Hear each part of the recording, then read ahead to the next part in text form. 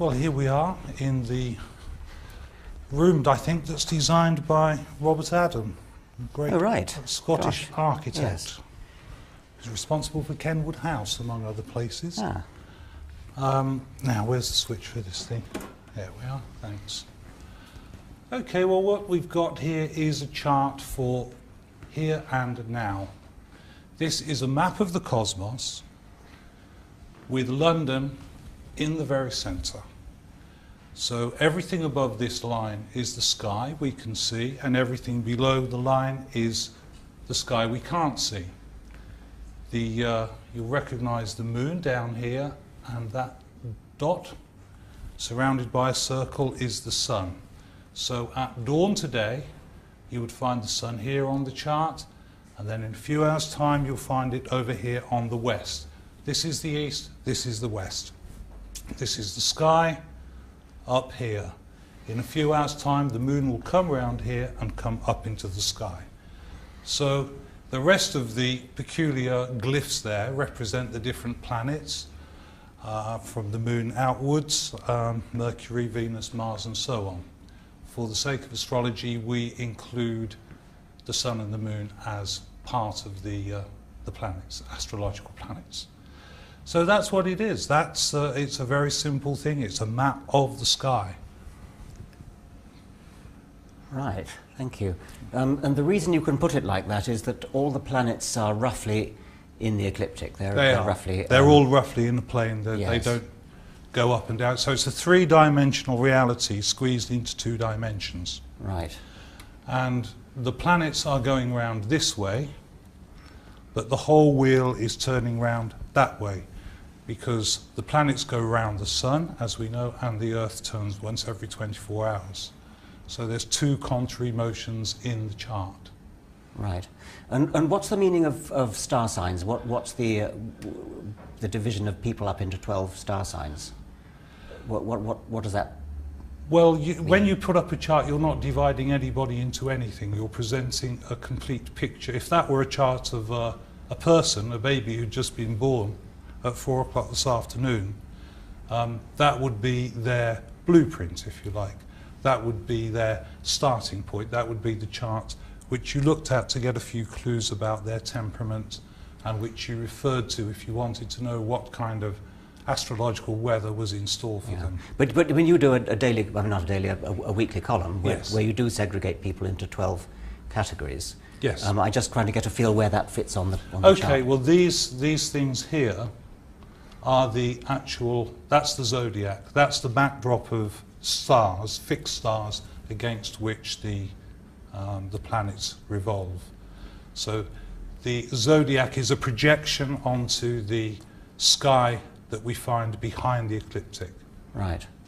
And when you do a forecast for somebody based on their star sign, that's rather crude, I suppose, because it's the shallow end of the pool, that's for certain. Yeah. So what you're looking at when you do a star sign forecast is where the sun is, where their birthday is. But of course, so you get 12 signs from that. But if you add in the moon can be in 12 different signs as well, then immediately you're into 144 types. Then if you add the ascendant, this point here, which is very important, then you've got 12 by 12 by 12, which is 1,728. But I suppose the first 12 into the sun sign, that's pretty easy, is it? I mean, can you guess what my sun sign is by looking at me or by listening to me? Or well, I know you're an Aries, Richard. Oh, you've looked it up. You're born late March, aren't you? Yes. Yes. Yes. Okay. Yeah. So first of all, we could use that as a chart of an individual. Secondly, if you were asking a question of an astrologer, for example, you might want to know who's going to win the 4 o'clock race at Catterick, in which case you would look at that chart in a rather different way. And you would look at the signifier. Probably your signifier would be that moon down there. So you'd probably go for the favourite because the moon represents the public's choice. Or if you were an economist, you'd be looking at the most dominant thing of the year, which is the clash between this planet, Neptune, and that planet over there, which is Saturn. Now that's a clash that only happens every 33 years. So we try to find what the meaning of that particular cycle is. Because Neptune represents oil and gas, and Saturn represents restriction, we would be finding, this is probably a year when there's not going to be enough oil and gas to go around. So the price of those commodities would go up. So that's the way a financial economist would look at the charts. So, but by the fact that Neptune and Saturn are at opposite sides, is that? Yes. Is that, I see, okay. That's significant Yes. for us. It's the patterns that the planets make, the oppositions and the conjunctions, are important. Yes. So what's opposite what? Yes. But when you said that when looking who's going to win the 4 o'clock race, you look at the moon, what tells you there to look at the moon? I didn't really understand that, because you could Well, that's a technique. I mean, ideally you would look at the 5th house. I mean, I'm not a gambler. I don't use astrology for horse racing. So you're not going to tell me who's going to win the race?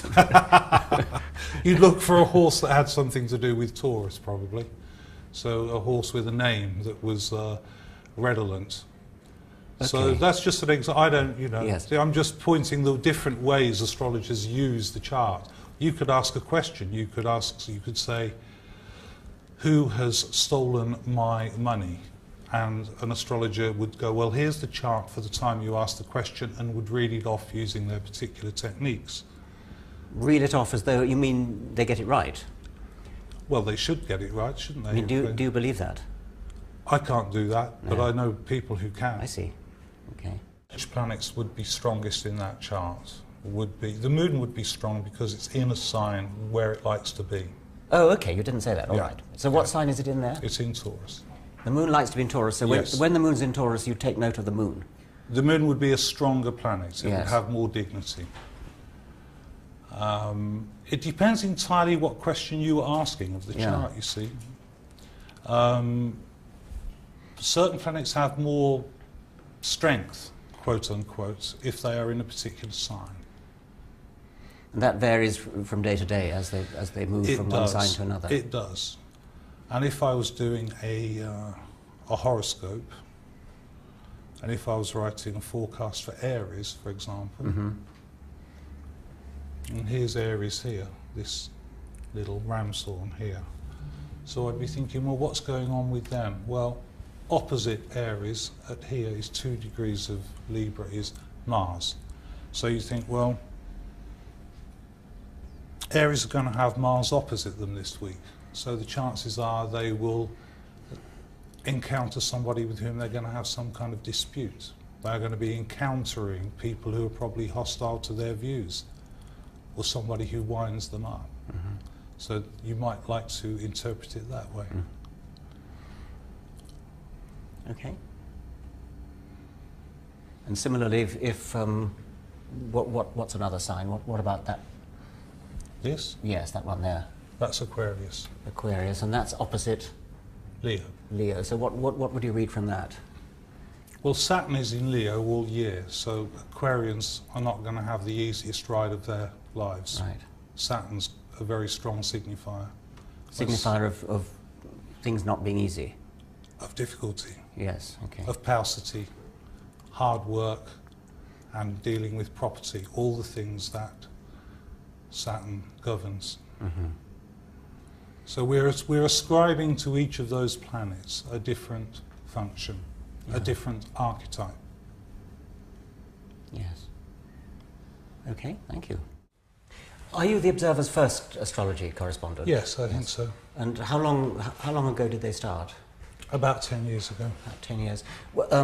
Was there a bit of a fuss when that happened? I mean, I think I vaguely remember that astrology had been going on the sort of tabloid newspapers, but wasn't there a bit of a fuss when the Observer first started? Not initially, because the column I first wrote was a column about astrology rather than sun sign forecasts. But not everybody liked the sun sign forecasts going in there. That's true. When did that start? 6 years ago. Okay. I remember that one of the sort of quality papers did it as a bit of a joke when they first started. They sort of... A couple of them still do it as a joke. Oh, do they? Yes. Yeah. Okay. But you don't see it as a joke. You take it seriously. Yes. Yeah. Okay. Could you tell me something about the theory of it? Let's, for the moment, stick to sun sign, Okay. which is what you do. How does that work? Well, I look at the chart for the week, I look at the major planetary events of the week, and I do a forecast on the basis of that. Okay. And it's one forecast for each of the 12 sun signs? Yes. Which means that there's supposed to be something in common between everybody born between certain days. Yes. And do you feel convinced that there is something, that all Librans have something in common and all Arians have something in common, etc.? My observation is that sun signs are remarkably descriptive. Right, okay. Yes. What do you think, do you think there's an actual physical influence of the planets that somehow beams down and influences people? I think it's very hard to see that. I think if you try to understand astrology as a causal agent, right, I think that's hard to imagine how that would happen. I think you have to look at the planets as signifiers. Right. And if there is a causal influence, it obviously isn't anything that accords with science as we know it. Okay. So, if I could get that right, there is no causal influence of the planets on the person. What there is, in your view, is that people who are born in certain parts of the year have something in common for whatever reason. It might have nothing to do with the stars or the planets. It might be, I don't know, something to do with being born in the autumn or being born in the spring or something of that sort. Is that likely? Yeah. Mm. But in that case, why go to all that stuff about Saturn being the symbol of so-and-so and Mars being the symbol of something else? And I mean, if it's just that people born in the end of March have something in common due to their being born in the end of March, yes, like in the spring, then saying that Saturn has moved into Aquarius or something wouldn't mean anything, would it? I mean, well, the positions of the planets do tell us. As astrologers, we believe that they signify, they're articulating. For me, astrology is as a language, it's a symbolic language, and it's one that articulates very well. It articulates quite profoundly at times. Other times, it seems to be struck dumb. Yeah. But I think that when you look at the movement of Saturn around the zodiac, it's a very strong signifier of what's going on in individual lives. So that rather contradicts what we seemed to agree earlier, that it's just something about the time of year when you're born, is it? Well, I don't know about just something about the time of year you were born. I think where the sun is in the sky is something that, you know, is like a tribal marking, if you wish. Right. Doesn't that suggest that there must be some causal emanation coming from the planets in order for that to be true? It suggests that, and then if you look for a causal device, then you can. I think today's science has some suggestions. You know, if you look at the subatomic physics of people like Bohr, or you know, they have this idea of the cosmos as a place in which responds to us. It's not this cold, empty place that's been bequeathed to us by science. It's a more interactive place, and I think you can see that interaction happens. I mean, interaction between people and the cosmos. Yeah, I think so. So some radiation from people, some energy from people flows out to the cosmos or something. Is that what happens? Yes, I think energy is reciprocated in some mysterious way. Yes. But by what physical means might that happen? I don't know. I think it's a deep, dark mystery at the minute. Yes. As you know, there are many mysteries that even science can't understand. Indeed, there are. Yes. So if we look at this thing called dark matter, which the astronomers keep on about, the universe is apparently full of dark matter, but it's never been observed, and they can't say quite what the function is. It's inferred, as they say. Yeah. So I think when they come up with an answer for dark matter, they'll probably have the causal. Yes. You know. I mean, things like dark matter, things like Niels Bohr and and quantum theory and so on you were talking about earlier, these are certainly, there are mysteries about them. They're very wonderful mysteries. They're deeply mysterious and deeply beautiful, actually. Yes, I agree. Don't you think there's something a bit demeaning about going from there to, I don't know, predicting who's going to win a horse race or something? I mean, why would the heavens in all their grandeur care about who's going to win a horse race? Good question. How could that possibly work? There is a sense in which the universe seems to accord. It seems to run on laws that are signified by the planets, by astrology. Why that should be, I don't know. I mean, the universe runs on laws which physicists are busy trying to find, and, Yes. and maybe one day they will find them. Yes. But do you see what I'm getting at when I say there's something a bit almost undignified about importing these trite, mundane, day-to-day forecasts about horse races and whether you're going to have a good day at the office and things like that? Well, they're not trite if they are happening to you. Yeah. I mean, if you want to build a bridge, Richard, you need a physicist. You need somebody with a good understanding of the laws of engineering. Otherwise, that bridge is going to collapse. That's true. But when that same engineer goes home and goes back to a marriage that's on the rocks, the laws of physics are of no use whatsoever, are they?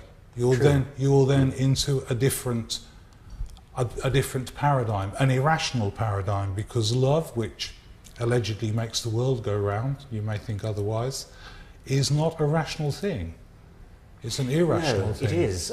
So why then are you trying to talk about things like dark matter and quantum theory? And because you asked me if there was a physical explanation of how astrology works, and I don't think at the minute there is. Yes. But I think that quantum physics and the idea of the implicate and explicate order, for example, which one of them came up with, one of Einstein's compatriots, I can't remember his name, but he's these ideas are useful for understanding how astrology might work. Life is human life, the part which you described as irrational, is of course highly complicated, and you never know what's going to happen because there are so many things going on. And so trying to forecast the future is always difficult, and one can really only do it on a very, very probabilistic basis. You can say, well, roughly speaking, it's quite likely that, I don't know, if you are a bad driver or you drive a fast car, you may be a bit more likely than the average to be killed.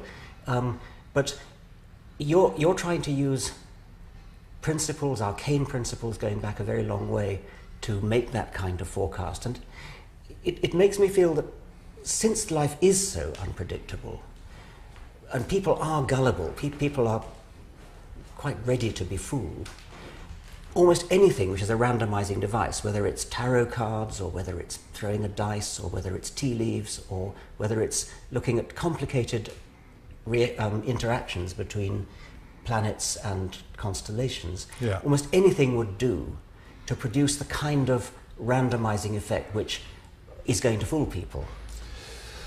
Well, randomizing effect is a funny way to put it to me, because there's nothing random about what happens in the heavens. But I think there is a divinatory side of astrology. I think there is a side of astrology which is divination. And in that sense, it doesn't matter which device you use, because the thing that's doing the intuition, the thing that's doing the divination, is always the person. Yeah, right. Ultimately. Yes. I think what's different about astrology is that the planets are up there, and we know their courses and we know what they do. Yes, but you don't think they're actually having any causal influence on us? Well, the moon obviously does. In what way? Well, if you go down to any A&E departments, they'll tell you that there's more people coming on a full moon. Sure. You know, and obviously the lunar cycle and the menstrual cycle accord, and you know, I think there's lots of gardeners. I mean, the moon has enormous effects via the tides, for example. So apart from the moon, it's hard to see how any of those planets acts on us directly. I don't see that. I think it's all... Some of your colleagues do, don't they? Some of your colleagues do think there's some direct influence. No one I know. Percy Seymour, I think, does. I don't. That's not the way I understand astrology to work. Yes. I still haven't quite got the way you do understand it. I thought I was onto something when I suggested something about the time of year you were born, but you seem to backtrack from that.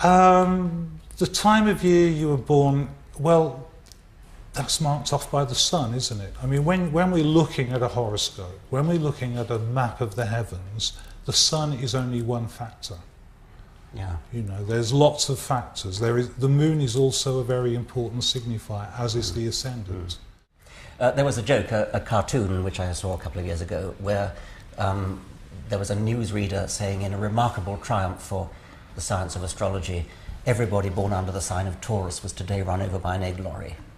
Now, obviously, I don't expect you to make accurate and specific forecasts like that, because obviously you'd be wrong.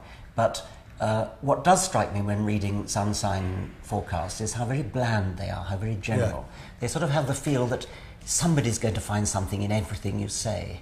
Is there anything in that, do you think?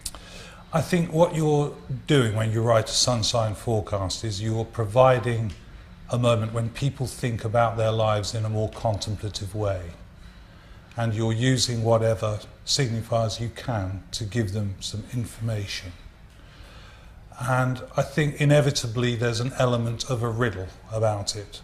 You know, like the Delphic Oracle, you end up speaking in a koan, something that people are going to interpret how they wish to. So I think there is an element of that in there. Astrologers never seem to be very good at forecasting major events like earthquakes or 9/11 or something like that. That's not true. Well, I mean, astrologers make accurate forecasts all the time. Yeah. It's just that most people aren't reading them. Well, I mean, every time a big event like 9/11 happens, yes. The Skeptical Inquirer does an analysis of the astrological predictions for that day, and they never get it. I mean, it's well, always... 9/11 was got by several people. I mean, astrologers around the world looked at the pattern that was in the sky that year and saw Pluto opposite Saturn, and that particular cycle is often associated with terrorist attacks. Yeah. It's usually a nasty thing that happens when you have those two planets opposite. Yeah. So actually they did predict. I suppose if you've got enough astrologers, one or two of them are bound to get it. But was there any attempt to look at, I mean, did you get 9/11, for example? No, I didn't predict 9/11, but I predicted a year when terrorism would be rife. Yes. When the spectre of terrorism would be... I think I could probably predict You could probably predict that, yes. Yeah. James Randi, who's a well-known skeptic, yes. when he was a young man, was once employed as an astrologer on a Canadian newspaper. Yes. And his method was to take the forecasts of other astrologers with a pair of scissors, scramble them at random, and put them in for, so that you know, Libra got Taurus's forecast, etc., every day. And what struck him was how every day these randomized forecasts were published. And every day he was congratulated on how accurate he was by people who... I mean, that's what I'm saying, that when you read these things, what you are saying, oh yeah, that's me, that's wonderful, terrific. Isn't that really what you're playing on? No. I mean, if you're going to just do something at random, like James Randi, I mean, that just shows how little integrity he has, really, to me. Well, it worked, though, didn't it? I mean, people Well, I don't know fooled. if it worked. Did people really like it, or did he say that? I don't know. I only read his account, but yes. I did find it very believable, having read other astrologers. I sort of looked down the column, and every time I said, oh, yes, that could be me, that could be me, that could be me. Well, I would be disappointed if that were the case when I wrote 12 different sun signs. I would be disappointed if what I'm telling Virgo applied to Pisces. Yes. So, I mean, presumably we could, I haven't thought of it before, we could devise a little experiment where we take your forecasts and then give some of them straight, give some of them randomized, sometimes give Virgo the Pisces forecast, etc., and then ask people how accurate they were. Yes, that would be a perverse thing to do, wouldn't it? It would be, yes, but I mean, wouldn't that be a good test? A test of what? Well, how accurate you are. Suppose I'm not sure it would, no. Why not? Well, you have liberty to try it. Yeah, but I mean, I'm curious to know why you don't think it would be a good test. What would you be trying to prove? What would be your motive in all this? The so-called null hypothesis, the thing we're trying to disprove, would be that you're exactly as good as random. In other words, if you were to do the Randi experiment of taking your forecasts, if we were to take your forecasts, scramble them at random. Who would you get to read them? I'm a sample of people drawn in from the street, presumably. I mean, yes, anybody who doesn't have prior knowledge of what you're forecast for that day was. But if we say took your forecast for last Sunday, Yes. and we got a room full of 100 people, Yes. and we gave everybody in that 100 people 12 sun sign forecasts and didn't tell them which was which. Right. And you ask each person to pick out the one that most fitted them, that most Right. fitted what happened to them last Sunday. Now you presumably would have to bet that most of them would get it right, wouldn't you? No, I think that your intention there is mischief, and I think what you'd then get back was mischief. Why would my intention have anything to do with it? I think intention always has something to do with it. Well, my intention would not be mischief. My intention would be experimental test, Okay. Scientific test. Well, but even if it was mischief, how could that possibly influence it? I think it does influence it. I think whenever you do things with astrology, intentions are strong. Right. So an experimental test that actually was designed only to try to rule out randomness, Yeah, that would be mischievous enough to mess it up, would it? probably, yeah. Yeah. Well, you're in a kind of no-lose situation then, aren't you? I hope so. Yeah. I mean, when people have tested astrology before, you know, they've got results. It isn't as if it's never been proven. No, but I'm offering you a test and you seem not to be keen on it. I'm not keen on it because, I don't mind. If you want to go ahead and try it, see what happens. I'm curious. I'd have thought you'd be eager. I mean, I'd have thought you'd want it to be done. Well, but if you believe it, you presumably would believe it would produce positive results. I'll tell you one reason I don't think that, Richard, is because when I write for my readers, for me it's part of an ongoing dialogue. And sometimes you see things that are in the stars and you think, I can't tell them this week after week. I can't go through August telling them, look, it's very tough, you're going to have to hang on till September. So I would modify what I said on one of those weeks. But for me, it's an ongoing dialogue. It's giving people ongoing information. So whether that's the right week for that particular sign to, I'm not sure. Well, that might have to come out in the wash. That's a It might have to come out in the wash. Yes. There's another nice story of a journalist who drew the short straw one week and was told to go away and do the astrology column. Yeah. And he said, all the sorrows of yesteryear are as nothing compared to what will happen to you today. And the phone lines were jammed and there were suicides and all sorts of terrible things happened. It's a really irresponsible thing to do, yeah? You can't tell people that. That's nasty. Could you tell me something about the historical origins of astrology? Well, astrology as we know it is probably conceived in Ptolemaic Egypt, round about the 1st century AD, drawing on a number of different sources from Egypt, from Babylonia, from Greece and so on. Right. And at that time, the signs of the zodiac were identified. What else? At that time, at least Ptolemy himself thought. Well, is it the same Ptolemy? I don't know Yes. what you're talking about there. Yes. Thought that these sort of complicated epicycles and things. You still use that system, or how does that sort of fit in with the ancient system? Well, the ancient system is, I suppose, the astrology that came out of Greece, Hellenistic astrology, is pretty much still what we use, I would say. Right. Now, tell me, what is the precession of the equinoxes? Well, as you know, the Earth doesn't revolve on a completely level axis. It's got a little twist, rather like a top that's spinning. Yeah. So the top of the globe is always spinning around like this, Right. but it takes 25,000 years Yes. to conclude.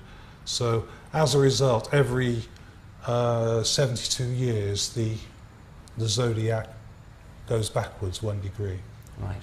And do you take account of that in your sun sign forecasts? Yes. Yeah. How do you do that? Well, there are 2 zodiacs in use. One is by the Vedic people, which is the sidereal zodiac, and one is what we use, which is the tropical zodiac. So we are measuring off where the planets are from the equinox on March 21st. Right. and going around the ecliptic that way. So do you take account of the present position of the constellations or the position that they used to be in when the system was We devised? measure the constellations from 0 degrees Aries, so that's where we measure them from. But that's not where they are. No. So we're all 17 degrees out. Right. And does that matter? Doesn't matter to me. No. Matters to the Vedic astrologers. Yes. The- And I take it doesn't matter to you because you don't think the constellations are having any influence anyway, and so it doesn't matter which constellation is where. It's the planets that are most important. Why is that? The planets are in the language of astrology, the planets are the verbs. They're Because the they have ones no that are doing influence. You anything. said they had no influence. Well, I said they signify. Right. They're the ones that are actively telling us things. Okay. What about the relationship between astrology and astronomy, which obviously moves on in a way that astrology, I suppose, doesn't? Probably like me, you're immensely inspired by the grandeur of the universe as it's now understood. I mean, the fact that this is just one galaxy, huge as it is, among many others. Are you sort of inspired by the poetry of that, by the wonder of the universe? I'm inspired by the poetry of the stars and by poetry itself, which has often drawn on astrology for inspiration. You know, it's been consistently popular among English poets. That's one reason I became interested. Right. I mean, astrology is something that has spoken to many of your heroes. I mean, Galileo was a very keen astrologer. Johannes Kepler was a keen astrologer. Yes, I'm sure. So it obviously spoke to them. Yes, and science moves on. And what about changes in science? What about if astronomers decide that Pluto is not a planet anymore? That doesn't worry you, presumably. Well, what 400 astronomers say at the end of a conference involving 10,000 of them is not a huge issue. No, I don't think so. And I should have thought it should make no difference at all, because whether or not it's called a planet, I mean, if it's a signifier or if it has a causal influence, it can still have that same influence one way or the other. That's right. It's still a divine body. It's a celestial body. It's a heavenly body. Yes. And what about the new one? I've forgotten what it's called. Xena. I think it's going to be very hard to integrate anything out there in the Kuiper belt beyond Pluto. And when you're talking about Xena, I mean, Xena's at 43 degrees off the ecliptic. Right. I mean, it's just not really usable. And it takes so long to go around the sun that it's hard to see what use it would be practically. I mean, there are all kinds of things, bits of orbiting gravel, and some astrologers use them. Some astrologers use small asteroids. Most of us don't. We just use the major planets. But, you know, it's up for grabs. If you want to use it, you can. Let me come back to this idea of a signifier. Yes. So they don't have any causal influence. Presumably the things that actually do cause us to be the way we are and cause things to happen are things like our physiology, our hormones, our upbringing, our genetics. These are all very, very complicated and to some extent understood. You've agreed that the planets can have no influence on those things. I don't even understand how they could possibly be signifiers. I mean, how could the rise of Saturn possibly be a signifier for something that's going on physiologically in a person's body, or something that's going on in terms of the weather, or any of the other things that astrologers forecast? These are very complicated. They're due to very different things. There are earthquakes, there are volcanoes, there are storms, there are tornadoes, there are human emotions. All these things are very, very complicated, influenced by many, many things. What on earth has the rise of Saturn or the setting of Mars got to do with it? Where are emotions in genes? Can you find them? Can you locate them? That's the wrong way to put it. I mean, emotions are in brains, and brains are the embryology of brains is influenced by genes, and that's well established and easy to understand in principle. Yes. But the position of planets in the how signs would of it the work? zodiac. This is what you keep coming back to ask me. How could it How would it possibly work? work? Yes. And I've told you, I don't know. It's a deep, dark mystery. Yeah. Okay. I accept that it's a mystery, and one doesn't have to be able to solve all mysteries, but there has to be some kind of Does reason it work? Does it work, exactly? What is the... I mean, why are you so convinced that it works? I've seen it work. Well, you've seen anecdotal evidence that it works. I've seen it work for me, Richard. Yeah, I know I've you seen have. it work in people's lives. I know you have. And then this is always the problem for the sceptics of any sort, isn't it? They'll say, well, actually, no, you weren't cured by a homeopathic remedy. You just thought you were. Let me have one more go at explaining why that experiment I proposed to you, that you proved is important for precisely this reason. All right. Everybody thinks it works, not everybody. Most people thinks it works for them. And I've offered you a perfectly plausible explanation, which is that it's bland and general and it's got something for everybody. Now, you can disprove that. Once and for all, you can disprove that by doing a randomized trial. That's what randomized trials are for. They are to answer specifically that criticism, which is that everybody will find something in probably every one of the 12 signs on any one day. Precisely the correct experiment to do in order to eliminate that is to randomize and then test whether it still works. And maybe I was wrong to suggest that the way to do it would be to offer people a choice and pick the one that's theirs. But some sort of choice involving randomizing. You could perhaps use another astrologer to come along and say, yes, something like that. Anything that randomizes first and then tests, rather than relies upon people's anecdotal, subjective judgment, saying, oh yeah, that's me, because that is subjective, and that's so easy. What's wrong with subjective judgment? What's wrong with people saying, he keeps getting it right, or she keeps getting it right? What's wrong with it is that if it's true that they would say it, even if the sun signs were randomized, and that's my proposition. Yeah. That's what you've got to disprove. My proposition is that that's exactly what they would say if you randomized it. Now, if that's true, that demonstrates that you're doing absolutely nothing, and you can disprove that. Well, I'm not doing absolutely nothing, Richard. I'm writing a forecast each week, and that's something that I think the readers like.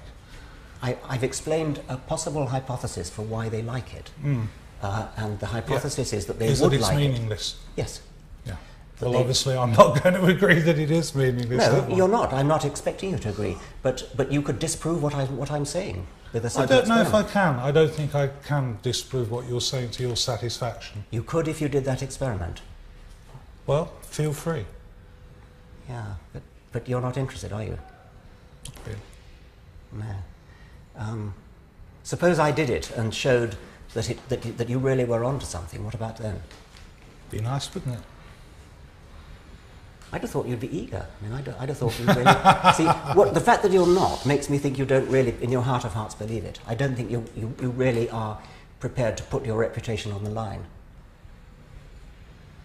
I just don't believe in the experiment, Richard. It's that simple. Yeah. Okay, thanks. That's fine. Oh, no, okay. Would you agree to any experiment on astrology? There are lots of experiments that have been conducted on astrology. I mean, there was the famous Michel Gauquelin experiment where they did the 950 sportsmen and found that Mars had a significant role in their birth charts. But of course that was then trashed by the psychops, by the skeptics, and the only way they could disprove it was by tampering with the data. So it doesn't matter what people do, it's never good enough.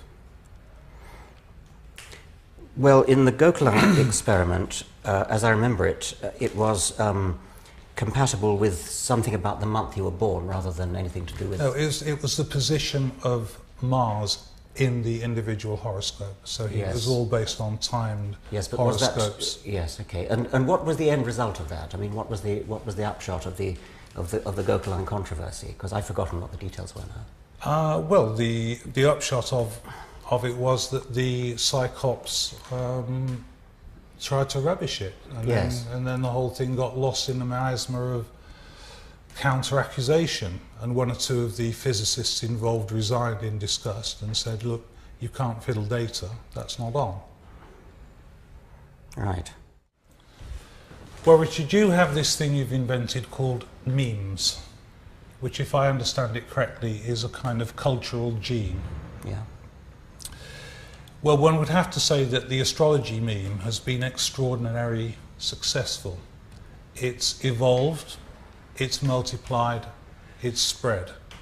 Now, for it to do that, it must presumably have a very vigorous quality to it. And I think, you know, its longevity is proof that there's something there. Okay, so something that spreads, something that's popular, something that lasts, that's a sufficient guarantee of its success.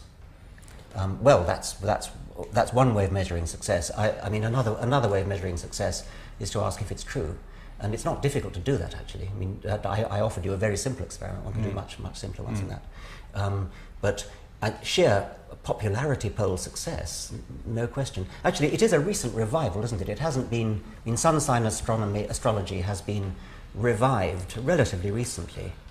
Sun sign astrology, I think, is astrology's response to the modern age, you know, to the age of mass communication. And I suspect that it's about to be superseded now that we have the web, because you can go onto the web and you can have your horoscope cast for nothing, and they will give you readings from your personalised horoscope. The kind of information that a few hundred years ago was only available to the Duke of Tuscany or even more recently to the President of the United States. Yes, I'm aware of that. Okay, thank you very much indeed. That anybody who doesn't subscribe to Darwinist ideas is always described as a charlatan. And there is this idea that everybody is doing things for the basest of motives, and science is always presented as this pure, clear, noble enterprise, whereas in fact, as we know, scientists are no less likely to be corrupt than anybody else, and frequently have been. Yes, I mean, I'm not sure about whether Darwinism is relevant. I haven't asked you about that, and I mean, are you telling me you don't believe in Darwinism? No, but okay. I'm saying, let's just say hard hat science. Yes, okay. The thing about scientists being no better than anybody else, I think that's probably true of scientists as individuals. I mean, I think that, you know, scientists are fallible human beings. There is, however, one difference, which is that the whole scientific enterprise is founded on honesty. And so even if individual scientists occasionally are caught with their pants down, which they are, I mean, sometimes they do fiddle their figures, the whole scientific enterprise is geared to catching that sort of thing. The idea of peer review, the idea of experiments having to be repeated by other people. So if somebody cheats, they get found out, and it's part of the sort of ideology of science that cheating is a very, very bad sin indeed. Yes. Which is probably not true of other professions. I mean, there are other professions where advocacy, for example, is the great virtue. And if a great lawyer, for example, can get away with persuading a jury of something highly implausible in the teeth of evidence, then somehow he becomes a hero. Science actually is very much opposed to that kind of thing. But there are lots of research scientists working for rapacious multinationals. There certainly are, and these things do happen. But the scientific methodology is specifically geared towards that not happening. Part of what, I mean, I'm not suggesting any dishonesty in when I was suggesting the experiment that we should do to test what you do, but the idea of that kind of thing is not to test for dishonesty, it's to test for subjective bias, which the most honest person in the world can have. And you also suggested in your book that astrologers are somehow all in it for the money. All I can say to that is anybody who's after a lot of money would be very ill-advised to go into astrology. I won't ask what you're paid. Where 7 people make a lot of money and, you know, another 80 struggle by and everybody else is broke. Yes, okay, well I won't probe into that. But I want to come back to this thing about the scientific method, because I think it's terribly important that because human individuals are fallible, because human individuals cheat, and because they are influenced by bias, I'm now talking about not deliberate cheating, but non-deliberate cheating. In medical trials, for example, the double-blind control test, where you have a bottle of drug and a bottle of control, and you give the drug to 100 patients and the control to 100 patients. The reason why that's done double blind, the reason why neither the patients nor the nurses nor the doctors know which is the experimental bottle and which is the control bottle, is that with the best will in the world, people can be swayed by all sorts of things. I mean, if one pill is pink and one is black, then it's probably going to be more effective. So, scientific method is geared not only to remove cheats, which it is, but also to remove inadvertent, best will in the world, innocent bias. Yes. And that's what that was the sole purpose of my suggested experiment, Okay. was to remove innocent bias. Yes. Science, broadly speaking, doesn't do philosophy any longer. It used to. It doesn't really offer anyone a way to live their lives any longer, I don't think. Which is, I think, one of the weaknesses of it, that everything has become so impersonal, so cold and random, which is what people complain about, that meaning's been stripped out of life by science. Well, in one sense, maybe, but there's a lot of meaning put in by science. I mean, we now understand all sorts of things about where we come from and how we work and things. So there's an awful lot of meaning being put back in. As for whether meaning's taken out, I think that's up to the individual. I think, I mean, individual people live their lives according to all sorts of different things. But I mean, warm human relationships and that's, I think, the motor for most life on the planet, isn't it? I think that's probably true. Reproduction and but love, for want of a better word. But I mean, science doesn't go against that. I mean, science is just a different, is one of the activities that people indulge in, which actually can be deeply satisfying personally and can useful. Give rise to, and useful.